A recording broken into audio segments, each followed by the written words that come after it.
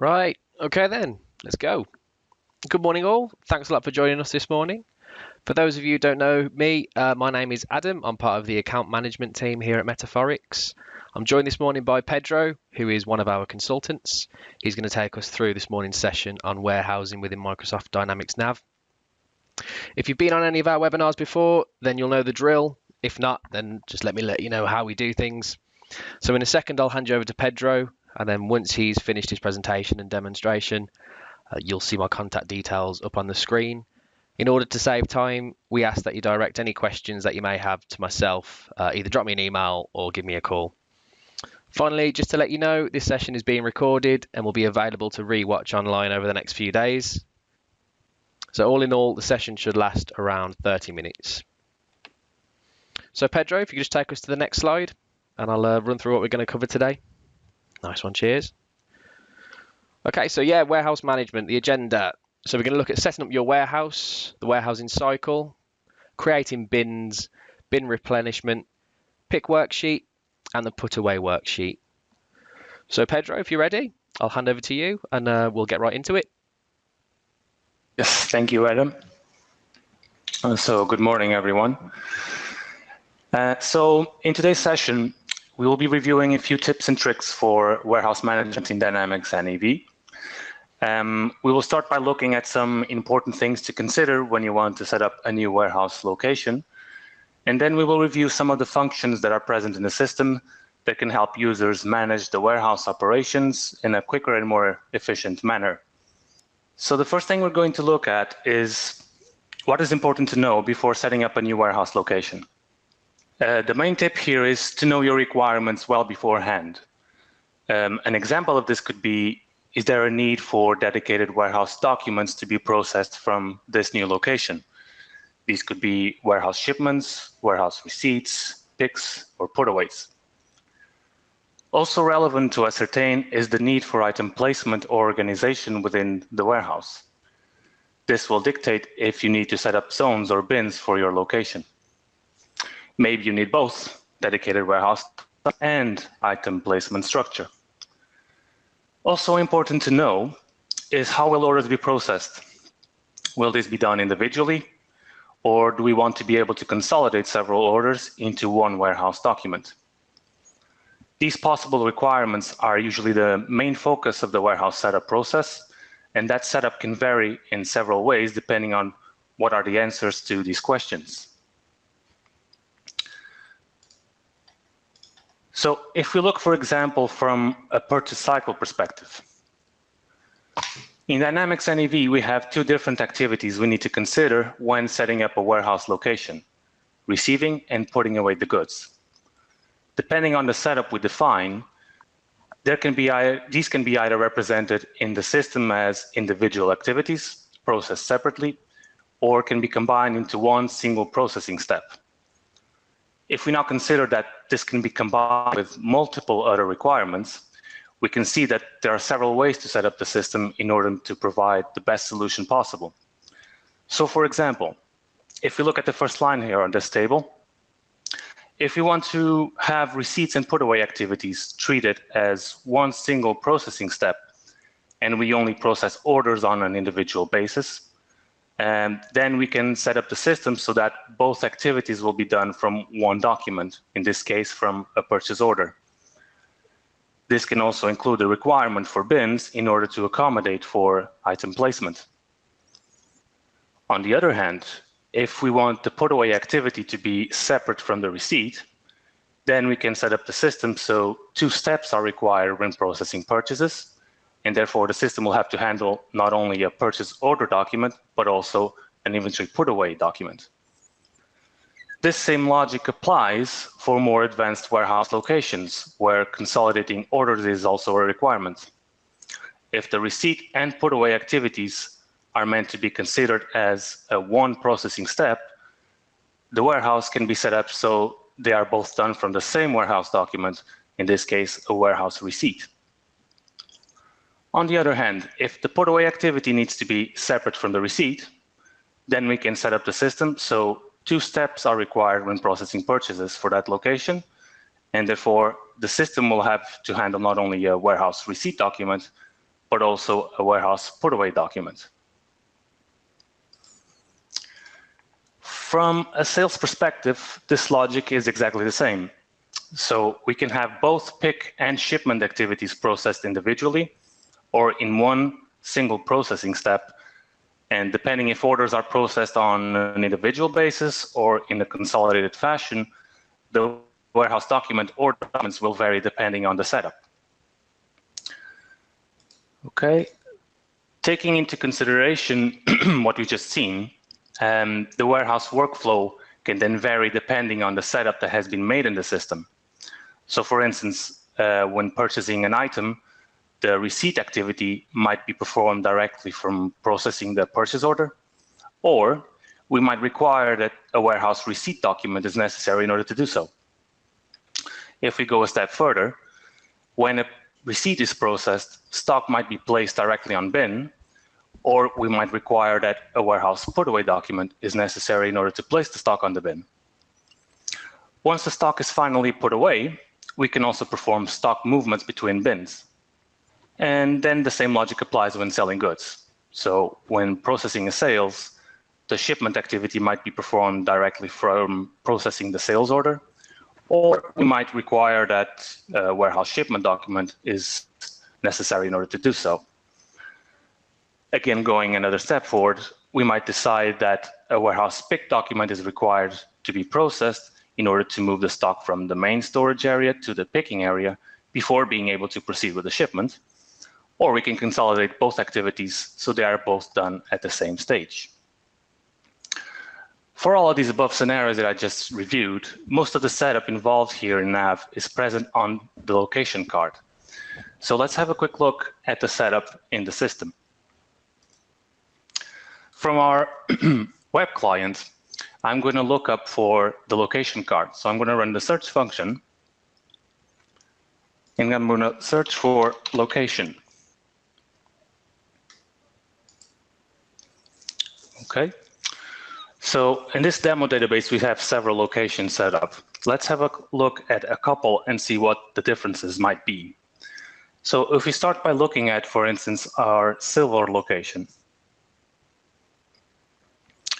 So besides general information on the top and then more address and contact information, the key setup here is in the warehouse tab with a couple of options on the left side.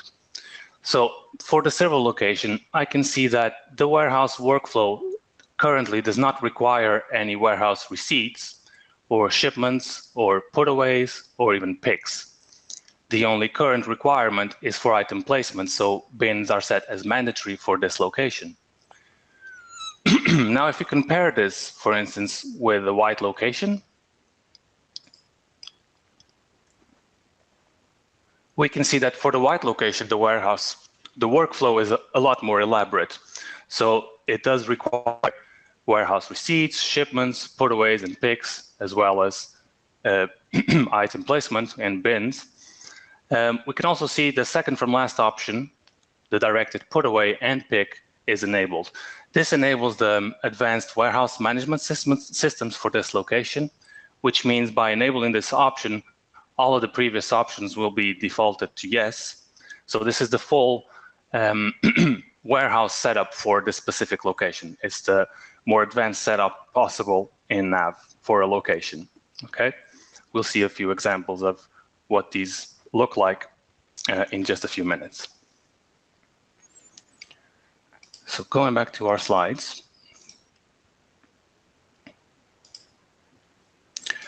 The next step we're going to look at here is how to create and manage bins in NAV. So there are two ways to create bins in Dynamics NAV. We can create them manually on an individual basis by accessing the bins page from the location card, or we can use the bin worksheet in order to create multiple bins at the same time. So let's look at how these methods are done in the system. So we already are positioned in the white location on the location card here. So to create manual bins, we can access the bins page directly from the ribbon by clicking the bins option. So we access the bins list for the white location. So these are the current bins created for the white location.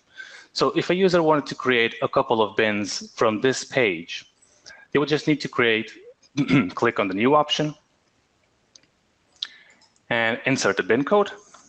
So let's say test bin 01. Assign a description to the bin. It automatically defaults to the white location because that's the location we were looking at. We can specify the zone code, so a bin can have different zones. In this case, we could select, for instance, our main bulk storage area. Then we can define a bin type code. So the bin type code is basically a set of rules that defines the type of movement that is allowed for the bin. So we can define that a bin only allows to be picked or to put away, ship, receive, or any of those combinations. So in this case, let's say it's a put away and pick bin. Then also we can define a bin ranking. So a bin ranking is used in several ways in warehouse management, but is also relatively important for bin replenishment, which we'll have a quick look in a couple of minutes. So from here, every time the user wanted to create a new bin, they would have to insert a new line and manually type it in. Okay. An alternative to this is to use the bin worksheet. So let's have a quick look at how the bin worksheet works. Let's exit our location card and use our search function to look up the bin worksheet. So bin creation worksheet. Again, we are defaulted to the white location. And so from here, there are two ways to use this worksheet. In a very similar way as to creating manual bins from the bins page on the location card, we could start populating the lines manually from here. So as an example, let's say I want to create another bin for the storage area and assign a new bin code, description, again, bin type and a ranking. And the user could populate all the lines until all the bins he required are on the worksheet, and then just click the Create Bins option on the ribbon to create the bins all in one processing step. This is still a very manual process. An alternative to using this is to use the Calculate Bins function. Okay, so when we click this, this function allows us to create a combination of bins which the codes will be generated from 3 different levels, either a rack, then within the rack a section, and within the section a level. So if we use this example, if we generate a permutation of bins with rack from A01 to A02, section from B01 to B02, and level from C01, C02, and we use a field separator for the bin code, we can see that the system generates a permutation of a number of bins that combines all the rack, level, and section to generate all those codes. So from here, again, the 3 levels are not mandatory. You can use any of the levels, but this is the highest combination possible. So after the codes have been generated, the user would only have to assign the description for every single bin, possibly modify the bin type code, and manipulate the bin ranking. Once all the bins will be created, again, we can just create bins from the ribbon, and this generates all the bins in one go. So we can confirm this by going back into our location card. Let's look up our white location.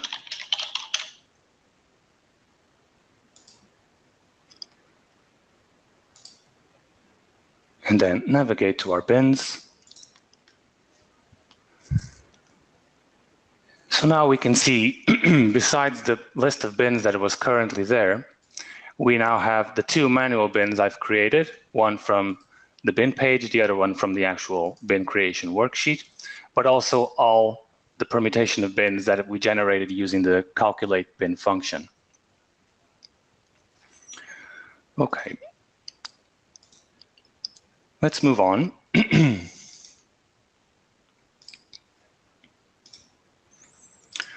So the next tip regards bin replenishment. So NAV has a tool called the movement worksheet. This worksheet allows to perform movement of stock between bins, but it also includes a function to calculate bin replenishment. There are a few requirements, though, in order to use this functionality. So first off, the location must be an advanced warehouse location, like our white location that we were just looking at. And the warehouse location must be set up also with high-ranking pick bins with fixed bin content and max and minimum quantities for that bin content. Okay. So while in inventory, items may need to be moved between bins to support daily warehouse activities involved in keeping items flowing through the warehouse.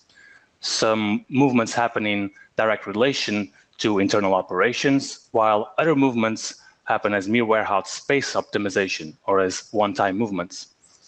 So let's go back to NAV and have a look at how this works in the system. So let's close our location list and let's look up our movement worksheet.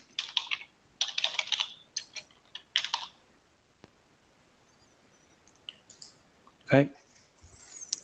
So let's set up our template for the white location. Again, this worksheet can only be used for advanced warehouse locations. So there are a couple of things that a user can do with this worksheet. The first thing is user could specify inventory movement manually on the lines by typing in on the lines. So let's say, for instance, that I want to move a specific item, LS 75, okay, and I want to move it from my bulk storage area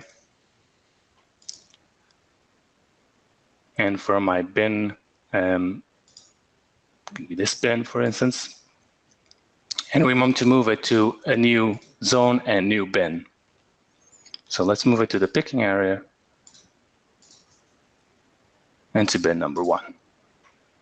Okay, and we want 2 units.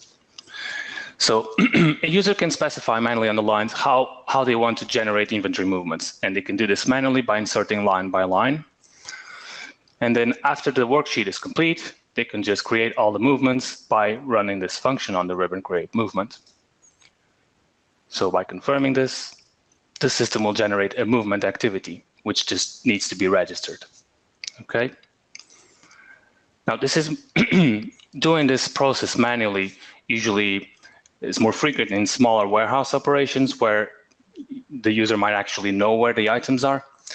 If the user doesn't know where the items are placed, he can run the get bin content function from the ribbon.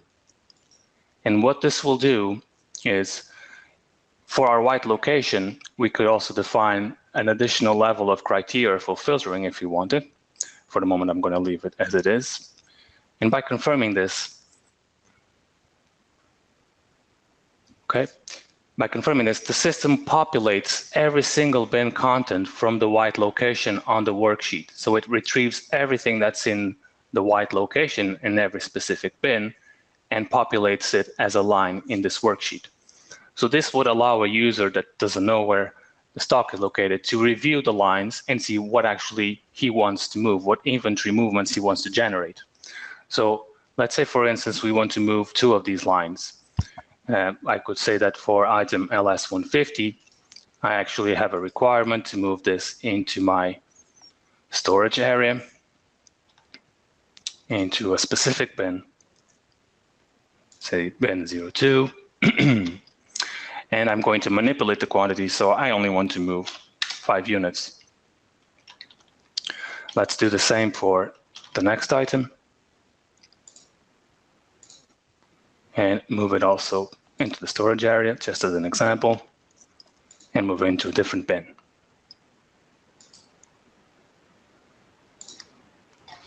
And another 2 units.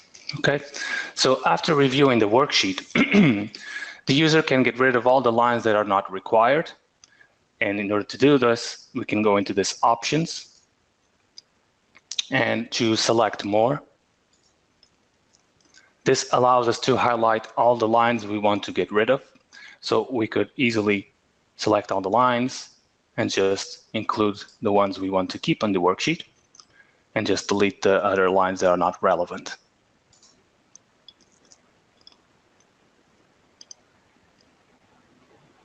Okay, so after the worksheet is reviewed, everything is in order to be processed. Again, we just need to click the create movement on the ribbon and then confirm.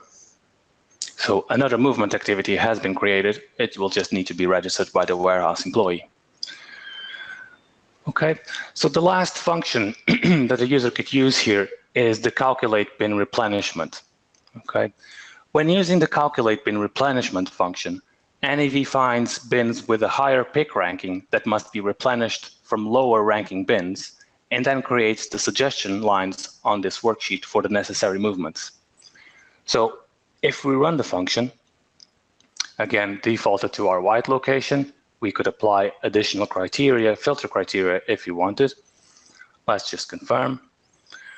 What the system is doing is it's populating the worksheet with all the bin contents required to comply with normal warehouse operations. So it is suggesting to us that for every one of these items, we need to move this quantity from this current zone and bin into the pick zone and a new bin in the pick zone. Again, the user, after running the function, could review the lines. He can manipulate the quantities here or even remove lines that are not required. And then he would just need to create the movement to generate the warehouse internal movement. So this is a very useful function if you want to automatically move stock from your bulk storage area into your picking area with just one go. Okay. So let's go back into our slides.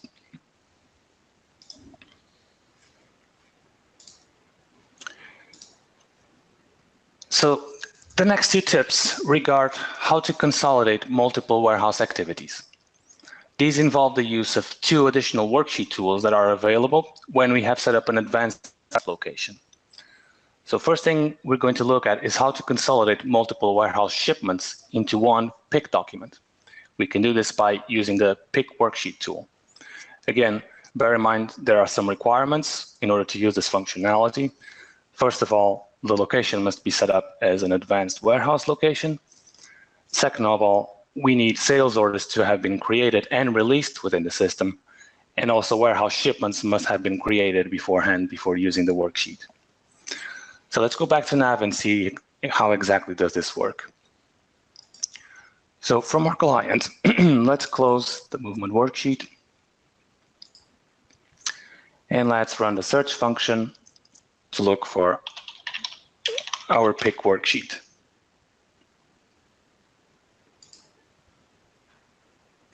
So let's pick the worksheet from one of our advanced locations, warehouse locations. I'm going to choose the white one, which is the one I'm working with so far. So to consolidate multiple shipments into one single pick, from the worksheet, the user just needs to go into the Get Warehouse Documents function on the ribbon. This brings up a list of all the current warehouse shipments that have been created and are ready to be processed within the system. So from here, we could highlight which ones we want to include on our pick worksheet. Let's do this for both these shipments by clicking the options and highlighting all of them and clicking OK. Now, if you notice, the system has generated 4 lines in my pick worksheet. This has to do with the fact that each of the shipments has included 2 different items that need to be shipped. So the system generates 1 line per item, but it makes a reference to what shipment the line refers to. So from here, we can manipulate the quantities, due dates, so on and so forth, and review if everything needs to be shipped or not, or do we just need to do a partial shipment. Let's assume everything is according to plan, needs to be all shipped. In order to generate the pick, we would just need to run the create pick function from the ribbon, which we will just confirm. And a pick activity has been created for both these shipments. So let's have a quick look at our pick document and see what the system has generated. So from my navigation tab, I'm going to the picks list and open my pick number 3. Okay, so from here we can see the system has generated a pick document which has the take in place instructions, where to take the item from and where to place it from, and in order to be able to ship. And we have all the items that were included in both warehouse shipments that we selected on the pick worksheet. Okay.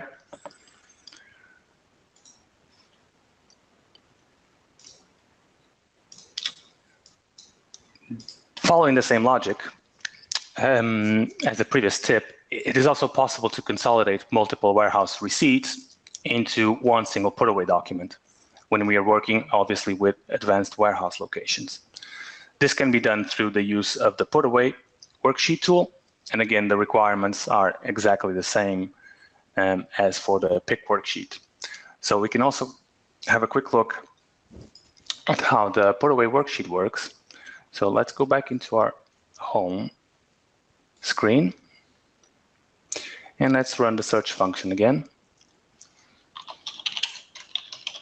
and search for put-away worksheet. Okay.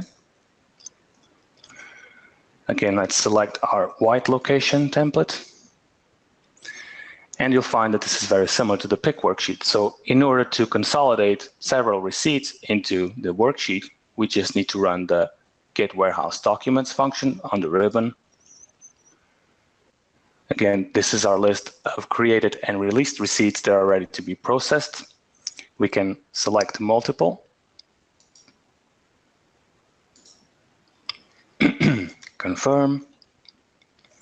Again, this generated 4 lines for us, and this is related to the fact that we have 2 warehouse receipts, and each receipt has 2 different items. Again, we can manipulate dates or quantity. So for instance, if I wanted to, let's say we want to partially receive some of these lines, so you can see what the outcome of this is. Sorry. It has to be less, and let's say only 2 of these. Okay. So when the worksheet has been reviewed by the user and every line has been reviewed, we can create the put-away by running the function create put-away from the ribbon and confirming. This generated a new put-away number 3. But you notice now, because I've only partially processed 2 lines, I only partially received them, the system left the remaining quantity to handle on the worksheet. So this could be processed on a later stage, or the lines can be deleted altogether and then reinserted on a later put-away document. So if we have a look at our put-away document, let's go into our put-away list. Put-away number 3. We should have all the instructions for taking the stock from the receipt, from the bulk storage area and moving it from the receive area for all the items involved in the 2 receipts, and only the quantities that we actually process from the worksheet, not the full quantities for those 2 lines. So these are the instructions, and from here on, the warehouse employee will just need to register the put-away once the items had been moved to the bulk storage area. Okay. And this concludes today's presentation. I hope you have enjoyed the session and that this might have provided some useful information on how to manage some of the activities in the warehouse in NAV. Thank you. Thank you for that, Pedro. That was brilliant. I hope you all found that useful and interesting. So yeah, as mentioned, if you have any questions or you'd like to see any more, my details are on screen now. So either drop me an email or give me a call and I'll be happy to help you out. Our next webinar is next Tuesday, which is the 27th. And we're covering jet reports, any report that you want. So keep an eye out for an invite for that. Don't forget to check our events page for all our other webinars as well that we're running throughout the year. So finally, thanks again for joining us this morning, and we'll see you again next time. Cheers. Thank you.